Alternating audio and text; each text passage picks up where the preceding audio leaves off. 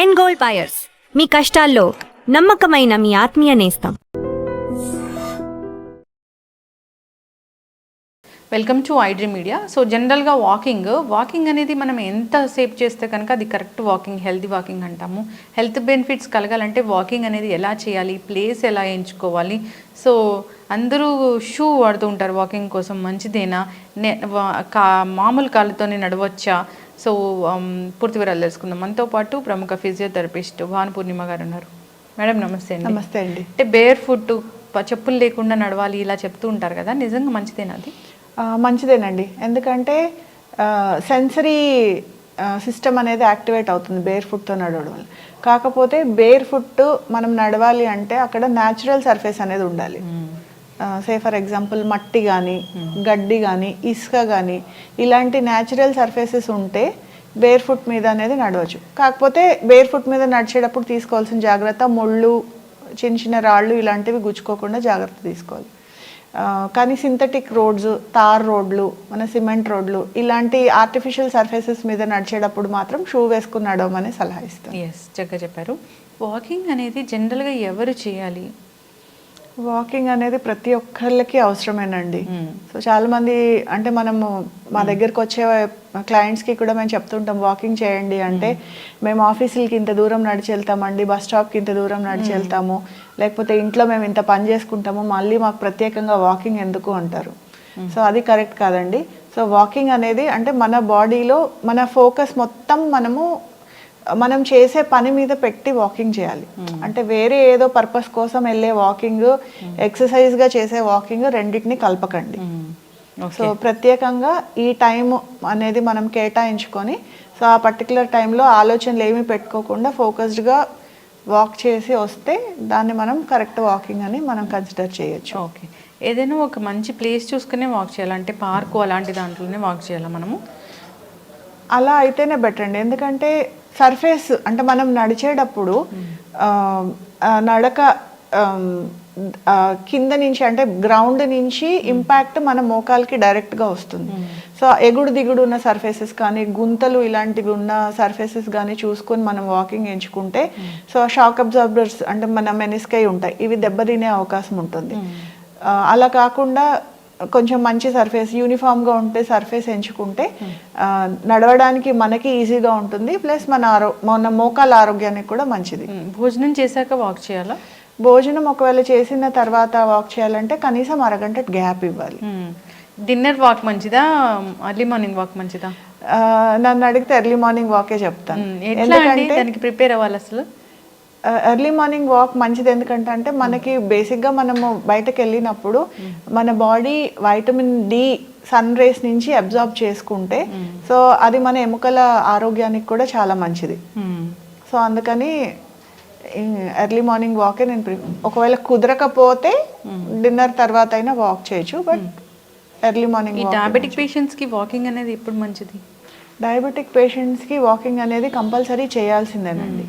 మంచిది అని చెప్పలేము, వాళ్ళు రొటీన్లో భాగంగా వాకింగ్ని కంపల్సరీ వాళ్ళు చేసుకోవాలి. ఎందుకంటే వాకింగ్ అనేది బ్లడ్ షుగర్స్ని నియంత్రించడానికి చాలా హెల్ప్ చేస్తుంది. బీపీ ఉన్న వాళ్ళు కూడా ఖచ్చితంగా వాక్ చేయాలని చెప్తారు కదా? అవునండి, ఖచ్చితంగా వాక్ చేయాలి. ఈ శీతాకాలంలో వాకింగ్ అప్పుడు ఎలాంటి జాగ్రత్తలు తీసుకోవాలి? శీతాకాలంలో బయటకు వెళ్ళేటప్పుడు ఒకవేళ రెస్పిరేటరీ ఇష్యూస్ లాంటివి ఏమన్నా ఉంటే ప్రాపర్గా కవర్ చేసుకోవడము, సో అలాంటి జాగ్రత్తలు తీసుకోవడం మంచిది. ఒకవేళ ఆస్తమా లాంటి వాళ్ళు ఉంటే కనుక అది కొంచెం బాగా చలి ఉన్న టైంలో కాకుండా కొంచెం ఎండ వచ్చిన తర్వాత వెళ్ళడం బెటరు. అంటే మన స్కిన్ డీహైడ్రేట్ అవ్వకుండా చూసుకోవాలి. అంటే చలికాలం అనగానే వాటర్ తాగడం తగ్గించేస్తాం, సమ్మర్ అనగానే ఎక్కువ వాటర్ తాగుతాం, కానీ చలికాలం రాగానే వాటర్ తాగడం తగ్గించేస్తాం. సో చలికాలంలో కూడా డీహైడ్రేట్ అవుతాము.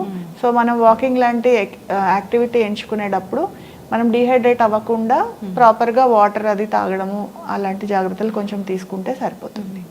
వెంటనే వాక్ చేసిన వెంటనే నీళ్ళు తాగకూడదు కదా? లేదండి, ఎనీ హెవీ ఎక్సర్సైజ్, వాకింగ్ అనే కాదు, డాన్సింగ్ కానీ లేకపోతే ఎనీ ఎక్సర్సైజ్, జిమ్ కానీ ఎనీ హెవీ ఎక్సర్సైజ్ చేసిన వెంటనే వాటర్ తాగడం అనేది కరెక్ట్ కాదు. కనీసం ఒక 5 నుంచి 10 నిమిషాలు గ్యాప్ ఇచ్చి తర్వాత వాటర్ తీసుకోవాలి. కార్డియో ఇష్యూస్ ఉన్న వాళ్ళు ఎలా వాకింగ్ చేయాలి అంటే చెమటలు వచ్చేంత వరకు వాకింగ్ చేయాలా, ఎట్లా చేయాలి, నార్మల్ వాక్ చేయాలా? కార్డియో ఇష్యూస్ ఉన్న వాళ్ళు హెవీగా స్ట్రెయిన్ అవ్వడం అవాయిడ్ చేయడమే బెటర్ అండి. సో నార్మల్ పేస్లో అంటే నార్మల్ యాక్టివిటీలో మనం ఎలా అయితే నడుస్తామో సో అంతవరకు అంటే చెమటలు రాకుండా చూసుకొని, అంటే షార్ట్నెస్ ఆఫ్ బ్రెత్ అంటాం, అంటే ఊపిరి అందకుండా చూసుకొని ఊపిరి అందకపోవడం లాంటి పరిస్థితి రాకుండా చూసుకొని నార్మల్గా వాక్ చేస్తే సరిపోతుంది. ఎస్, చాలా చక్కగా చెప్పారు మ్యామ్. వాకింగ్ అనేది అందరికీ అవసరం. చాలామంది మోకాలు నొప్పులు ఉన్నాయని వాకింగ్ చేయకుండా ఉంటారు, వాళ్ళకి ఖచ్చితంగా వాకింగ్ అనేది అవసరమే. సో ఇంకా చెప్పారు ఏంటంటే బ్లడ్ ప్రెషర్ కానీ డయాబెటీస్ కానీ ఇలాంటివి ఉన్న వాళ్ళు కూడా ఖచ్చితంగా వాకింగ్ చేయాలని, అందరూ ఫాలో అవ్వాలని కోరుకుందాం. సో చెప్పులు లేకుండా నడవడమే ప్రిఫర్ చేయాలి, కానీ సర్ఫేస్ ఏముందనేది కూడా మ్యాటర్ అవుతుంది అక్కడ. అవునండి. సో వాకింగ్ కోసం సపరేట్ షూనే వాడాల్సి ఉంటుంది కదా? ఖచ్చితంగా షూవే వాడాలండి. ఎందుకంటే మన ఆర్టిఫిషియల్ సర్ఫేస్ మీద మనం నడిచినప్పుడు మన మోకాలకి డ్యామేజ్ జరగకుండా ఉండాలంటే దానికి ప్రాపర్గా షాక్ అబ్జార్బింగ్ ఉండే షూ వాడితేనే అది ప్రాపర్గా ఉంటుంది. రెమెడీస్ చాలా చక్కగా పనిచేస్తాయి, అందరూ సెంటర్కే రావాలని ఏమి ఉండదు. సో అయితే మోకాలు నొప్పులు వచ్చాయంటే నిజంగానే రెమెడీస్తో తగ్గించుకోవచ్చా? తగ్గించుకోవచ్చు అనే దానికంటే చెక్లో పెట్టచ్చు అని చెప్పొచ్చు అండి.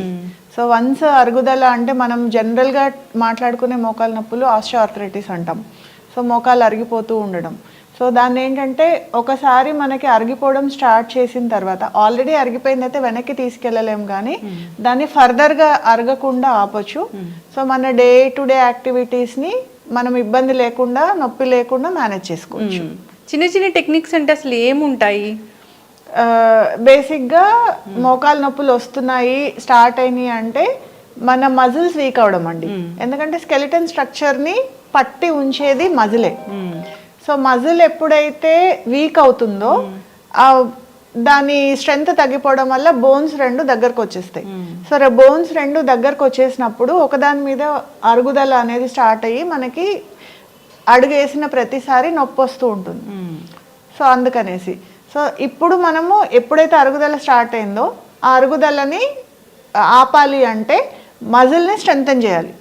సో మనం ఇంట్లో చిన్న చిన్న ఈ రెమెడీస్ ద్వారా మజిల్ని స్ట్రాంగ్ చేసుకుంటాం. సో మనం ఎప్పుడైతే మజిల్ స్ట్రాంగ్ ఉంటుందో సో బోన్ కూడా పొజిషన్ మెయింటైన్ చేసి మనకి నొప్పి లేకుండా మనం చూసుకోవచ్చు.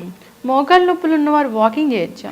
చేయాలి, చెయ్యొచ్చు కాదు, కంపల్సరీ చేయాలి. చేస్తూ ఉంటే ఏంటంటే యాక్టివిటీ అండి. సో ఏదైనా ఇప్పుడు మన మజిల్ ఏంటంటే ఈజీగా అది ఎప్పుడు రెస్ట్ తీసుకుందామనే చూస్తూ ఉంటుంది.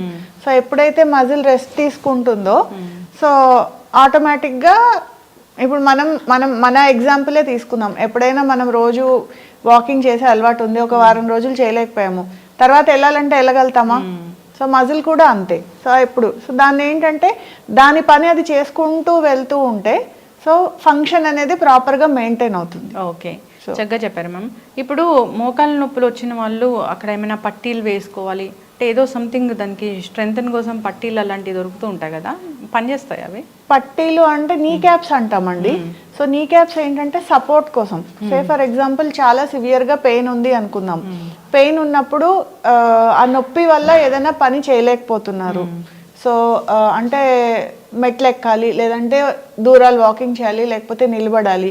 సో అలాంటప్పుడు ఈ పట్టీలు అనేవి అంటే నీ క్యాప్స్ అనేవి సపోర్ట్ లాగా పనిచేస్తాయి.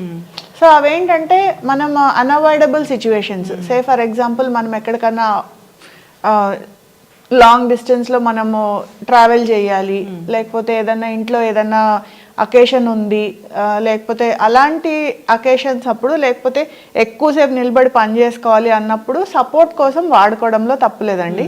సపోర్ట్ ఇస్తుంది.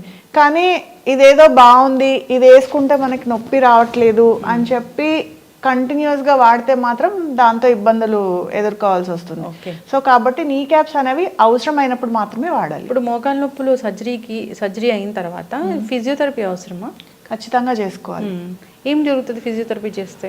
ఫిజియోథెరపీ అంటే ఇప్పుడు మోకాలు మీకు సర్జరీ అయ్యే స్టేజ్ వచ్చిందంటేనే కనీసం ఒక 6 నుంచి 8 సంవత్సరాలు వాళ్ళు మోకాలు నొప్పులతో తీవ్రంగా ఇబ్బంది పడి ఉంటారు. మన బాడీలో ఎక్కడైనా నొప్పి ఉంది అన్నప్పుడు సో ఆ పర్టికులర్ బాడీని అంటే ఆ జాయింట్ని మనం వాడడానికి ఆ నొప్పి అవాయిడ్ చేయడానికి మనం కంపల్సరీ మూమెంట్స్ అనేవి అలవాటు చేసుకుంటాం. మెట్లు ఎప్పుడు ఎక్కొచ్చు? మెట్లు ఎక్కొచ్చు అంటే తప్పనిసరి పరిస్థితుల్లో ఎక్కొచ్చు అండి. అంతేగాని ఫిట్నెస్ కోసము ఎక్సర్సైజ్ మెయింటైన్ చేయడం కోసము మోకాళ్ళ హెల్త్కి మెట్లు ఎక్కడం అయితే అంత కరెక్ట్ కాదు. మిగిలిన అంటే తప్పక ఇంకా మెట్లు ఎక్కాల్సి వచ్చినప్పుడు అయితే తప్పదు అనుకోండి. లిఫ్ట్ వాడాలా మెట్లు ఎక్కాలా అసలు జనరల్గా? లెస్ దెన్ 2 floors మెట్లు ఎక్కండి, అభ్యంతరం లేదు. అంతకంటే ఎక్కువ ఉంటే అయితే నేను లిఫ్ట్ వాడమని సజెస్ట్ చేస్తాను. ఎస్, చక్కటి ఇన్ఫర్మేషన్ మ్యామ్. సో ఏదైనా ఒక ఫుడ్ తింటే ఈ మోకాలు నొప్పులు బాగా పెరుగుతాయి అనేది ఏమైనా ఉంటుందా? రుమటాయిడ్ ఆర్థరైటిస్ ఒకవేళ ఉంటే కొన్ని ఫుడ్స్ వల్ల నొప్పులు ఎక్కువయ్యే అవకాశం ఉంటుందండి. బట్ సాధారణంగా అయితే అలా ఏముండదు. బట్ మీరు కనుక రుమటాయిడ్ కానీ ఇంకేదైనా ఆటో ఇమ్యూన్ అలాంటి ప్రాబ్లమ్స్ వల్ల మీకు జాయింట్ పెయిన్స్ వస్తుంటే మాత్రం ఫుడ్ తోటి ఎఫెక్ట్ అవుతుంది. సో ఆ ఫుడ్ని అవాయిడ్ చేయడం బెటర్. ఎస్, చక్కగా చెప్పారు మ్యామ్. మోకాలు నొప్పులు అసలు రాకుండా ఉండాలంటే ఏం జాగ్రత్తలు తీసుకోవాలి?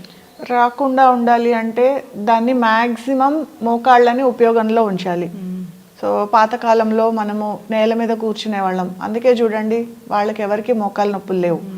సో టాయిలెట్స్ వాడేటప్పుడు ఇండియన్ టాయిలెట్స్ అంటే కనీసం రోజులో 4-5 సార్లు అయినా మోకాలు ఫుల్ మూమెంట్ కనుక చేస్తే మనం మోకాలు నొప్పులు రాకుండా ప్రివెంట్ చేసుకోవచ్చు. తర్వాత చిన్న చిన్న ఎక్సర్సైజెస్ ఉంటాయి. అంటే క్వాడ్రిసెప్స్ మజిల్ బేసిక్గా మోకాలు మూమెంట్కి హెల్ప్ చేస్తుంది. సో ఆ క్వాడ్రిసెప్స్ మజిల్కి స్ట్రెంథెనింగ్ ఎక్సర్సైజెస్ కనుక చేసుకుంటే మోకాలు నొప్పుల్ని మనం మ్యాక్సిమం అవాయిడ్ చేయొచ్చు. చక్కటి ఇన్ఫర్మేషన్ మ్యామ్. ఇబ్బంది పడుతున్న వాళ్ళు కాంటాక్ట్ చేయాలని కోరుకుందాం, ఫాలో అవ్వాలని కోరుకుందాం. ధన్యవాదాలు.